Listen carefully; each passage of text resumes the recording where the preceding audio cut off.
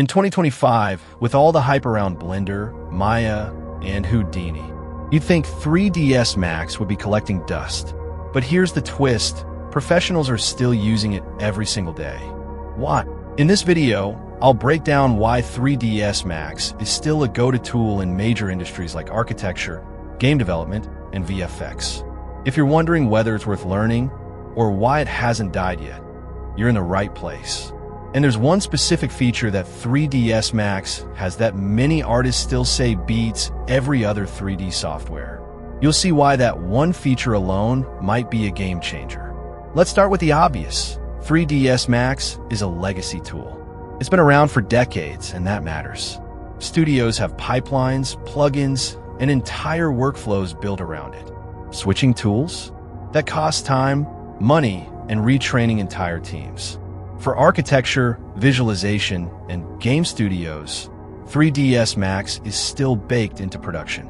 3ds Max, originally developed as 3D Studio by the Yoast Group and later acquired and developed by Autodesk, has a rich legacy spanning from the late 1980s to the present. It evolved from a DOS-based program to a highly advanced Windows-based 3D computer graphics software known for its modeling, animation, visual effects, and rendering capabilities. Over the decades, it has been a crucial tool for game developers, film studios, and architectural visualization professionals. Its flexible plugin architecture and scripting language have made it adaptable and extendable across industries.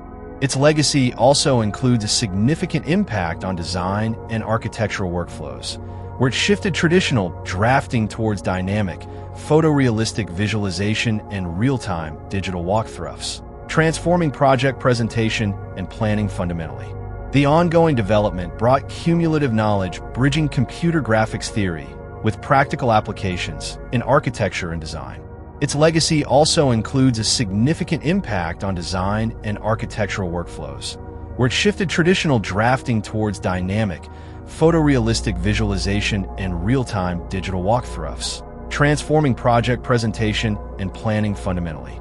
The ongoing development brought cumulative knowledge bridging computer graphics theory with practical applications in architecture and design. The software revolutionized architectural communication by enabling realistic renderings and real-time visualization, making it easier to assess and present designs. This integration has deeply influenced architects, visualization artists, and engineers, automating many traditional tasks and encouraging synergistic collaborations across disciplines. Historically, Autodesk maintained two versions: 3ds Max for creative industries like gaming and film, and 3ds Max Design for architects/designers emphasizing precision visualization. In 2017, Autodesk merged these into a single product combining advanced animation, VFX, and precision visualization tools like daylight analysis, thus streamlining workflows for a broader professional audience across creative and technical fields. It remains embedded deeply in essential industries: gaming, film, architectural visualization, owing to its robust modeling, animation, and rendering features, combined now in a unified platform to meet diverse professional needs. 3ds Max is recognized as one of the most robust 3D modeling platforms, offering a comprehensive suite of tools for professionals in architecture, game development, film, and visual effects. Its core modeling strengths include polygon modeling, intuitive creation and editing with tools for edge loops, edge rings, vertex manipulation, and modifiers that allow for detailed and efficient mesh construction. Spline and surface modeling.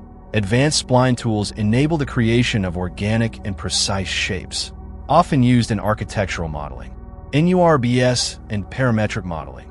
Specialized systems like Power NURBS expand 3ds Max's surface modeling power, combining NURBS and solid modeling technologies for complex forms. Procedural modeling. Robust graphite modeling tools and modifiers offer non-destructive, parametric workflows for iterative design. Scene assembly. Features like Object Paint, Pro Optimizer, and instancing facilitate high efficiency, handling dense or large-scale environments with ease. UV and texture tools. Integrated texturing and shading capabilities streamline detailed surface work for props and environments. Autodesk 3ds Max professional 3D modeling, rendering, and animation software enables you to create expansive worlds and premium designs with robust modeling tools and advanced capabilities. The plugin ecosystem for 3ds Max is vast, enhancing nearly every aspect of the workflow. Plugins are developed as dynamic libraries that extend the tool's functionality, ranging from modeling, rendering, and animation to asset management and simulation. Developers can create custom plugins using the 3ds Max SDK, C++, or MaxScript, allowing for new geometry objects, animation controllers, texture maps, and utilities. Plugins are distributed via vendor websites, the Autodesk App Store, and community platforms, ensuring ongoing innovation and up-to-date compatibility. But it's not just momentum. 3ds Max is still crazy powerful. Hard surface modeling? Clean and efficient. And don't get me started on the plugin ecosystem. ForcePack, RailClone, V-Ray. These are tools professionals rely on daily. Now, that one killer feature I mentioned earlier, it's the Modifier Stack. Non-destructive, easy to edit, and insanely flexible. You can go back and tweak modeling steps anytime without restarting your work. Blender fans are begging for something similar.